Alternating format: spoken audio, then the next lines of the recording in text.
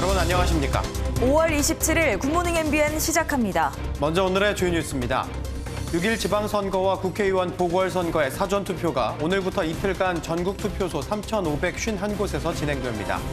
선거 당일 투표가 어려운 유권자는 오늘과 내일 오전 6시부터 오후 6시까지 전국 어느 사전투표소에서나 별도 신고 없이 투표에 참여할 수 있습니다. 유엔 안전보장이사회가 미국의 주도로 마련한 대북 추가 제재안을 표결에 붙였지만 부결됐습니다. 북한이 대륙간 탄도미사일을 발사한 지 이틀 만으로 상임이사국인 중국과 러시아가 거부권을 행사했습니다. 조 바이든 미국 행정부가 인도태평양 등에서 중국과의 경쟁에 초점을 맞춘 대중국 전략을 공개했습니다. 미국은 중국 주변에서 자국의 비전을 증진시키기 위해 전략적 환경 조성을 공언하고 나서면서 경쟁 무대인 인도태평양이 경랑에 휩싸일 전망입니다. 합리적 이유 없이 나이만으로 근로자의 임금을 깎는 임금 피크제는 무효라는 대법원의 첫 판단이 나왔습니다. 재계에선 기업의 경영 부담이 가중될 것이란 우려가 나왔고 노동계는 대법 판결을 환영하며 임금 피크제 전면 폐지를 주장했습니다. 돼지에게 치명적인 아프리카 돼지열병이 올해 처음으로 강원도 홍천에서 발생해 해당 농장의 돼지 1,500마리를 살처분하기로 했습니다. 중앙사고수습본부는 어제 오후부터 48시간 동안 경기와 강원 지역의 돼지 농장과 도축장 등에 대해 일시 이동 중지 명령을 내렸습니다. 오늘은 중부지방에 가끔 구름이 많이 끼겠고 강원 내륙엔 돌풍과 벼락을 동반한 요란한 소나기가 지날 전망입니다. 강원 산지를 중심으로는 순간 초속 25m 이상의 매우 강한 바람이 불겠고 그 밖에 전국 대부분 지역에서도 거센 바람이 불 것으로 보입니다. 조금 전이죠. 오전 6시부터 제8대 전국 동시지방선거 사전투표가 시작됐습니다. 오늘과 내일 이틀 동안 전국 어느 사전투표소에서 별도 신고 없이 참여하실 수 있는데요. 취재기자 연결해서 자세한 얘기 들어보겠습니다. 박자원 기자, 투표 시작된 지 이제 1시간 정도 흘렀는데요. 투표소 상황 전해주시죠. 네, 저는 서울 중구 광희동 사전투표소에 나와 있습니다. 이른 새벽부터 투표를 위해 시민들이 많이 찾았는데요. 오늘과 내일 사전투표는 오전 6시부터 저녁 6시까지 가능하고 전국 3,551곳의 사전투표소에서 제8회 지방선거 사전투표가 가능합니다. 광역단체장은 전국 17명, 기초단체장은 226명을 뽑고 재보궐선거에선 7명의 국회의원이 선출됩니다. 재보궐 지역구에선 1인당 최대 8장의 투표용지를 받게 되고 재보궐 지역이 아니면 시도지사와 구청장 등 기초단체장, 교육감, 광역의원과 기초의원, 기초비례대표 의원 등을 뽑습니다. 기초의원의 경우 같은 정당이 2명 이상이어도 반드시 1명에게 표를 줘야 합니다. 주민등록증이나 여권, 운전면허증, 공공기관이 발행한 사진이 붙은 신분증만 있으면 전국의 모든 투표소에서 투표할 수 있는데요. 선거구 밖의 투표소에서 하시게 되면 기표용지를 회송용 봉투에 넣어서 투표함에 넣고 선거구 내에서는 기표용지만 투표함에 넣으면 됩니다. 선거구 투표소 위치는 선관위 홈페이지에서 검색하실 수 있습니다. 네, 그리고 코로나19 확진자에게는 이번부터 새로운 방법이 적용된다면서요. 내일 할 수 있는 거죠? 네, 그렇습니다. 지난 대선 사전투표 때 바구니나 쇼핑백 투표 등 부정선거 의혹이 일 수 있는 일을 미연에 방지하기 위해서 이번에는 일반 유권자와 같은 투표소에서 투표하게 됩니다. 다만 일반 유권자와 시간을 분리해서 투표하게 되는데 사전투표 이틀 차인 내일 오후 6시 20분부터 선거 목적의 외출이 허용되고 6시 반부터 8시까지 투표할 수 있습니다. 격리자는 본인 확인을 위해서 신분증과 격리자 대상 투표 안내 문자 메시지, PCR과 신속 항원 검사 양성 통지 메시지 등을 지참하면 됩니다. 지금까지 중구 광희동 사전투표소에서 MBN 뉴스 박지원입니다. 북한이 대륙간 탄도미사일을 발사한 지 이틀 만에 미국이 유엔 안보리 차원의 제재를 추진했지만 결국 불발됐습니다. 중국과 러시아의 거부권 행사를 고려해 초안보다 완화된 결의안을 냈지만 중국과 러시아는 예상대로였습니다. 고정수 기자입니다. 바이든 미국 대통령이 한일 순방을 마치고 돌아가던 그제 북한은 미사일 도발을 감행했습니다. 대륙간 탄도미사일 ICBM과 단거리 탄도미사일을 처음 섞어 쏘는 무력 시위에 나선 겁니다. 미국은 예고대로 즉각 안보리 차원의 제재, 추가 대북 제재 결의안을 표결에 붙였습니다. 결의안은 북한 핵실험과 탄도미사일 시험, 순항미사일, 전술 핵무기 특제가 가능한 방사포 발사까지 금지합니다. 김정은 북한 국무위원장을 겨냥해 담배와 담뱃잎 수출도 막았습니다. 초안보다 완화된 건 원유와 정제유 수입 상한선입니다. 미국은 북한의 우방인 중국과 러시아의 반대를 고려해 원유는 300만 배럴, 정제유는 37만 5천 배럴로 제한폭을 줄였습니다. 그럼에도 중국은 앞서 제재 부과에 부정적인 뜻을 분명히 했습니다. 制裁是手段，不是目的，应当服务于政治解决半岛问题的目标。 5개 상임이사국 모두가 찬성해야 결의안 채택이 가능한데 중국과 러시아는 예상대로 거부권을 행사했습니다. MBN 뉴스 고정수입니다. 바이든 미국 대통령이 첫 아시아 순방을 마치고 돌아오자마자 미국이 대중 외교 전략 기조를 공개했습니다. 중국 스스로 변화를 기대하기 어렵다며 전략 환경을 바꿀 것이라고 말했는데 경쟁 무대인 인도태평양이 경랑에 휩싸일 전망입니다. 워싱턴에서 최중락 특파원입니다. 한국과 일본 등 첫 아시아 순방에서 동맹을 과시하고 대중국 견제 메시지를 남기고 돌아온 바이든 대통령. 미국은 이를 계기로 대중국 외교 전략 기조를 공개하며 중국에 대한 압박 강도를 끌어올렸습니다.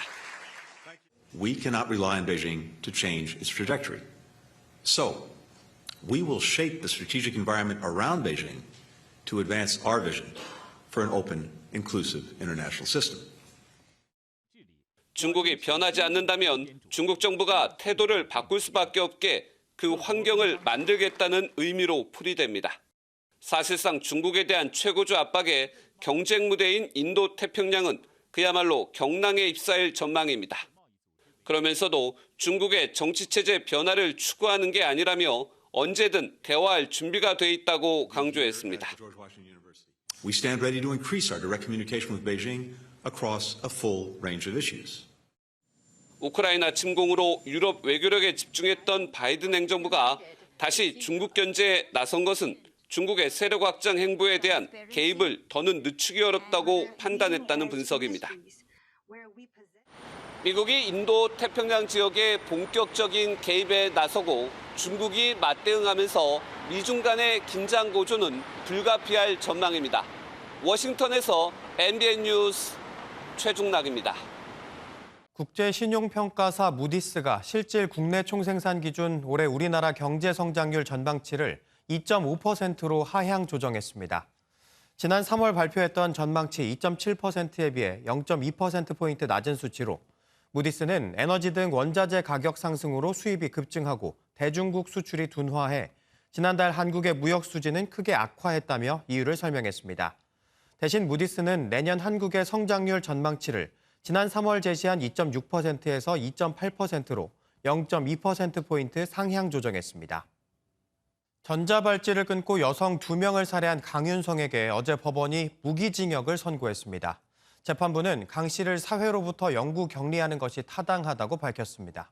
이상은 기자가 보도합니다. 강윤성은 지난해 8월 40대 여성을 살해하고 나서 이튿날 전자발찌를 끊고 도주해 또다시 50대 여성을 살해했습니다. 가출소한 지 석 달 만에 여성 2명을 잇따라 살해한 겁니다. 내가 더 많이 죽이지 못한 게 한이 된다.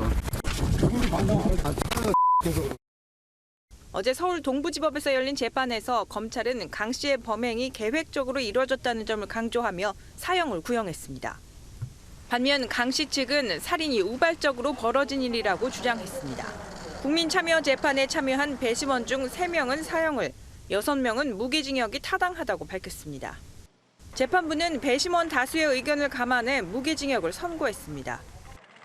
강 씨가 범행을 인정하면서 자신의 잘못을 뉘우친다는 점, 우발적 살인 가능성도 있다는 점도 양형 이유로 설명했습니다. 강 씨는 재판부의 무기징역 선고에 아무런 반응을 보이지 않은 채 법정을 빠져나갔습니다. MBN 뉴스 이상은입니다. 전북 진안의 한 공사 현장에서 교량 구조물이 추락해 한 명이 숨지는 사고가 발생했습니다. 김포의 한 아파트에선 화재가 발생해 주민들이 대피했고 전국에서 산불도 잇따랐습니다. 사건 사고 소식 강영호 기자가 전해드립니다. 트레일러 차량이 형체를 알아보기 힘들 정도로 찌그러졌습니다. 어제 오후 전북 진안군 용담댐 인근의 다리 공사 현장에서 120톤 규모의 구조물이 차량 위로 추락했습니다. 이 사고로 차량에 타고 있던 50대 남성이 다쳐 병원으로 옮겨졌으나 끝내 숨졌습니다. 경찰은 구조물을 끌어올리던 크레인이 균형을 잃으며 사고가 난 것으로 보고 정확한 원인을 조사 중입니다. 아파트 창문에서 화염이 계속해서 솟구칩니다. 어제 오후 경기 김포시의 한 아파트에서 불이 나 20분 만에 꺼졌습니다. 이 불로 60대 주민이 팔과 손가락에 1도 화상을 입어 병원으로 옮겨졌고 주민 3명이 연기를 흡입해 현장에서 응급처치를 받았습니다. 거대한 화염이 야산을 뒤덮었습니다. 어제 오후 경남 김해의 한 야산에서 불이 났습니다. 다행히 인명피해는 없었지만 산불 진화대원 140여 명이 투입돼 주불을 잡는 데 8시간가량이 소요됐습니다. 소방당국은 진화 작업이 완료되는 대로 정확한 화재 원인을 조사할 예정입니다. 경북 고령과 경기 가평의 야산에서도 불이 나는 등 전국에서 산불이 잇따랐습니다. MBN 뉴스 강용우입니다. 대통령 집무실 주위를 경비하는 서울경찰청 101 경비단 소속 경찰관이 근무 교대 과정에서 실탄 6발을 분실해 수색에 나섰지만 90회째 찾지 못한 것으로 확인됐습니다. 분실된 실탄은 389경 권총에 쓰는 탄환으로 해당 경찰관은 실탄 6발이 든 총알집을 통째로 분실한 것으로 전해졌습니다. 분실의 고의성은 없었던 것으로 알려졌는데 경찰 관계자는 주변 CCTV 영상을 분석하는 등 탄환을 수색하고 정확한 분실 경위를 조사하고 있다고 밝혔습니다. 우크라이나에서 외국인 의용병 부대에 참여한 이근 전 해군 특수전단 대위가 오늘 오전 인천공항을 통해 귀국할 예정입니다.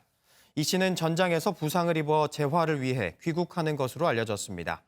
이 씨는 여권법 위반 혐의로 고발된 상태로 귀국과 함께 이 씨의 치료 경과와 건강 상태를 고려해 경찰 조사도 시작될 예정입니다.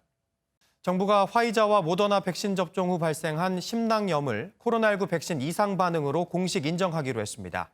부작용을 인정받은 국내 환자 192명인데 인과성이 인정된 사망자는 최대 4억 6천만 원까지 보상받을 수 있습니다.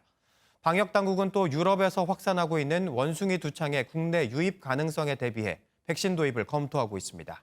정태진 기자가 보도합니다. 화이자나 모더나와 같은 mRNA 백신을 맞고 심장 통증이나 압박감, 호흡곤란, 실신 등을 호소하는 사례가 많았습니다. 심장을 싸고 있는 얇은 막에 염증이 생기는 심낭염 때문인데 그동안 백신 부작용으로 인정받지 못했습니다. 하지만 코로나 백신 안전성위원회가 지난 12일 백신 접종 후 42일 내 유의미한 심낭염 발생률 증가가 관찰된다고 밝힘에 따라 피해보상위원회는 피해보상 결정을 내렸습니다. 지금까지 피해를 인정받은 사람은 192명으로 20대가 가장 많고 30대, 40대 순입니다.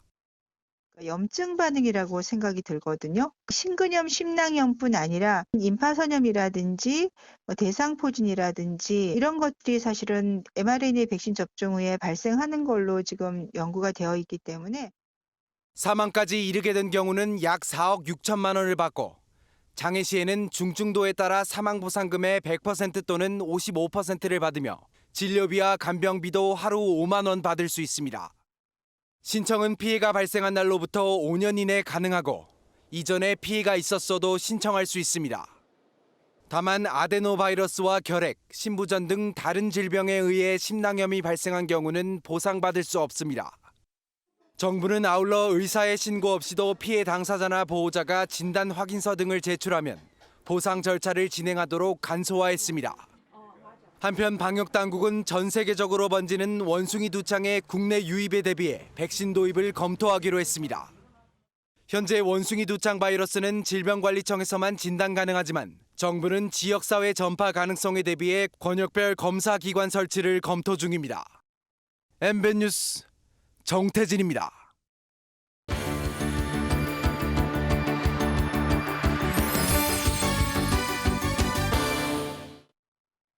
굿모닝 월드입니다.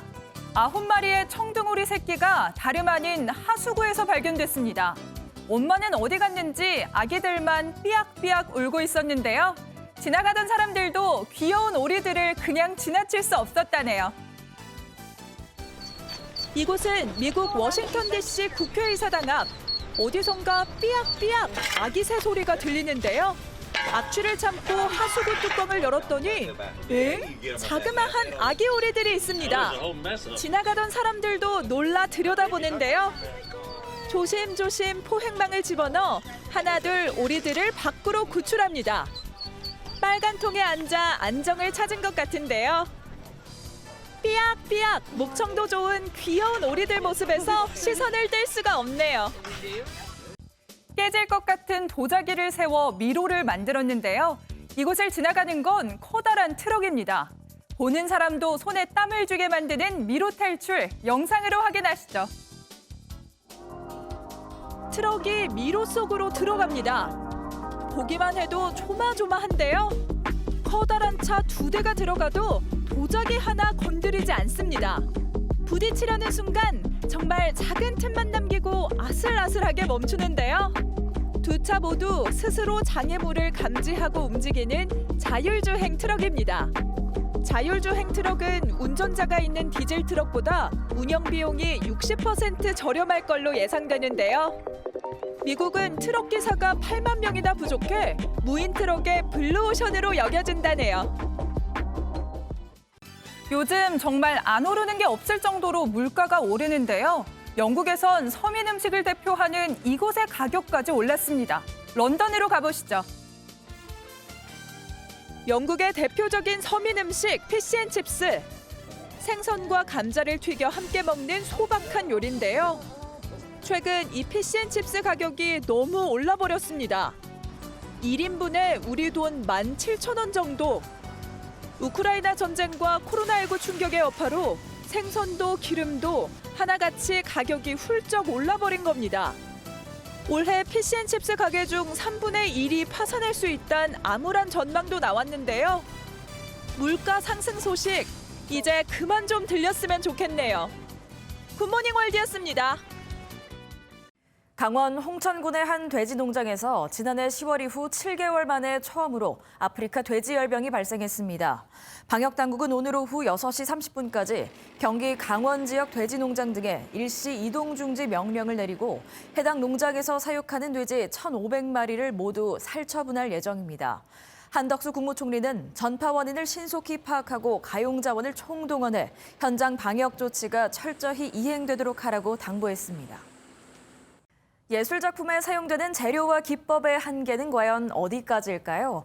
녹근과 아크릴, 돌가루까지 작품에 사용된다고 하는데요. 끊임없이 새로운 재료를 탐구하며 독창적인 예술 세계를 만들어가는 거장들을 정설민 기자가 소개합니다. 딱딱한 돌멩이에 녹근을 감자 물랑물랑한 생명체처럼 다가옵니다. 도자기와 고서, 여체 조각상 캔버스에 녹근을 묶어 기존에 알던 사물들을 낯설고 신비하게 바꿔버리는 목기 연작입니다. 한국 전위미술 선구자인 91살의 이승택 작가는 평생을 서구의 조각 개념을 벗어나 가장 한국적인 재료들로 실험을 이어왔습니다. 굉장히 민중적인 것, 기층 계급의 생활용품으로부터 전통의 아이디어를 얻었는데 돌과 쇠, 나무, 흙 등 자연의 모든 재료를 탐구하던 공병 작가는 아크릴에 매료됐습니다. 3cm 두께의 아크릴판에 특수 제작한 드릴로 선을 긋고 구멍을 파내다 보면 투명한 아크릴판에 빛이 깃들면서 영혼의 형상을 담아냅니다. 제가 실수한 거 뭔지 들여다보이고 완전히 오픈된 개념이죠. 내가 실수한 거 자체 용납을 안 해요. 동양화와 서양화를 두루 섭렵한 민태용 작가. 붓 대신 손으로 그림을 그리고 못으로 물감을 긁어 질감을 표현합니다. 특히 강원도 지역의 돌가루에 한지와 오칠을 섞어 새로운 재료를 만들어냈습니다. 뭔가 한국적인 걸 해야 되겠다. 그래서 이제 그 돌가루, 우리 고향에 있는 그 강원도 그 고생대 지역에 있는 돌가루와 새로운 재료에 대한 끊임없는 탐구가 독창적인 예술 세계를 만들어냈습니다. MBN 뉴스 정설민입니다. 연일 이어지던 여름 더위가 꺾이고 어제는 계절의 시기가 봄을 되찾았습니다. 오늘도 중부지방은 예년 이맘때 날씨를 보이겠는데요. 서울의 낮 기온 25도로 예년 수준의 날씨를 보이겠지만 일부 남부지방은 30도 안팎까지 오르면서 덥겠고요. 일교차가 크게 벌어지겠습니다. 오늘은 전국적으로 바람이 강하게 불겠습니다. 특히 경북 동해안에는 아침부터 밤사이 순간풍속 초속 20m 이상의 돌풍이 예상되면서 강풍주의보가 내려지겠고요. 조금 전 강원 산지에는 강풍특보가 해제됐지만 오전까지 바람이 강하게 불겠습니다. 또 경북 곳곳에는 다시 건조주의보가 내려진 만큼 화재 주의하셔야겠습니다. 오늘 전국이 대체로 맑겠지만 대기가 불안정해지면서 오후 한때 강원 남부 내륙과 산지에는 소나기가 내리겠습니다. 비의 양은 5mm 안팎으로 많지 않겠지만 요란하게 내리겠습니다. 현재 영서 중북부에는 비가 조금 내리고 있는데요. 오전 9시를 전후해서 비는 대부분 그치겠습니다. 오늘 전국의 대기질은 무난하겠지만 남부지방을 중심으로 자외선 지수가 매우 높은 수준까지 치솟겠습니다. 자세한 현재 기온 보겠습니다. 춘천 17.1도, 대전 17.5도, 부산은 19.5도 보이고 있고요. 한낮 기온은 중부지방 대부분 지역이 25도 안팎을 보이겠고 남부지방은 대구와 창원이 30도까지 오르겠습니다. 주말에는 날이 다시 더워지겠고요. 휴일에는 남부지방에, 다음 주 월요일에는 전국에 비가 내리겠습니다. 내셨습니다.